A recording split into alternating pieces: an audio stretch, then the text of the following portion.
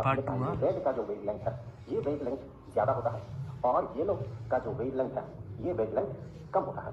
हमने तो यही देखा था वेन्स डिस्प्लेसमेंट लॉ में कि टेम्परेचर बढ़ाते जाए तो मैक्सिमम एनर्जी मैक्सिमम इंटेंसिटी वाला वेवलेंथ जो है ये कम होते जाएगा। अगर T1 टेम्परेचर में ये जो वेवलेंथ है ये अगर रेड है, ये अगर रेड को इंडिकेट कर रहा है, टेम्परेचर बढ़ाने से जो ज्यादा प्रोमिनेंट जो वेवलेंथ होगा जिसका एनर्जी सबसे ज्यादा होगा वो हो सकता है येलो हो जाए वेवलेंथ घटते हुए। अब ये येलो हो गया मतलब येलो जो है ये प्रोमिनेंट हो गया, हमें वो प्रोमिनेंटली दिखेगा।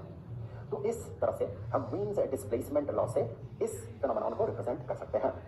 अब ये जो लॉ है इसे थोड़ा बेहतर तरीके से देखते हैं।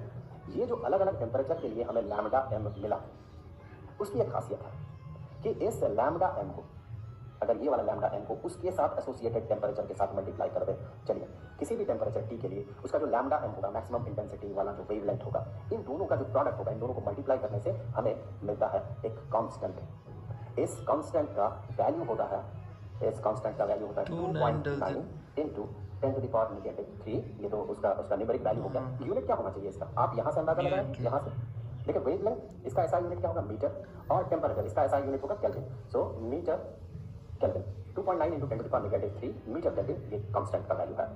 मतलब इस वाले वेवलेंथ के साथ आप T1 को मल्टीप्लाई करें तो आपको ये वैल्यू मिलेगा, इस वाले वेवलेंथ के साथ आप T2 को मल्टीप्लाई करें तो आपको यही सेम वैल्यू मिलेगा और इस वाले वेवलेंथ के साथ अगर आप T3 को मल्टीप्लाई करें ये T3 का तो आपको यही वैल्यू मिलेगा। और ये जो है इसे कहा जाता है वीन्स कांस्टेंट। वीन्स अब देखो उसका हमें प्रैक्टिकल तो पता नहीं है, बट ये चीज़ को हमें ध्यान रखना है, ठीक है। और ये जो फॉर्मूला है ये वाला जो फॉर्मूला है इसी को कहा जाता है Wien's displacement law. So this is Wien's ऐसा क्वेश्चन पूछ सकता है कि इसको मल्टीप्लाई करें क्या आंसर आएगा। लॉ।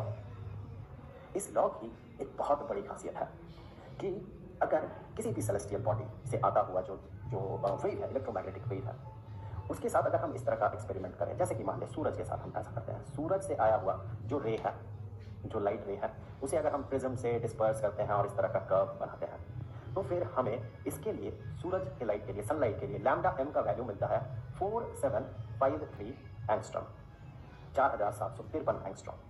अब आप गौर करें कि ये जो है मैक्सिमम इंटेंसिटी वाला वेव है।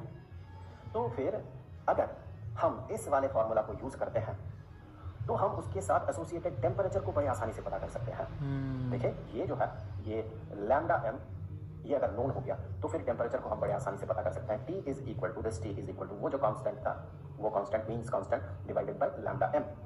अब सनलाइट के लिए लैम्डा एम का वैल्यू कितना है तो उसके साथ एसोसिएटेड जो टेम्परेचर है means constant divided by this one angstrom होता है 10 टू द पावर -10 मीटर। तो means constant divided by this value तो हमें एक टेम्परेचर मिलता है। वो टेम्परेचर है 6060 केल्विन। तो हम ये कह सकते हैं कि सूरज का जो सरफेस है उसका टेम्परेचर इतना है। तो इस तरह से सेलेस्टियल बॉडीज का जो टेम्परेचर ऐसा क्वेश्चन आ सकता है, ठीक है। और उनके इस काम के लिए उनको 1911 में मिला था नोबेल प्राइज। अब अगले वीडियो में हम स्टीफन बोल्ट्जमैन लॉ पे बात करेंगे जिस वीडियो का लिंक आपको यहाँ पे स्क्रीन पे मिल जाएगा। अब जाते जाते मैं आपको बता दूं कि पूरे चैप्टर का जो प्लेलिस्ट है उसका लिंक आपको डिस्क्रिप्शन में मिलेगा।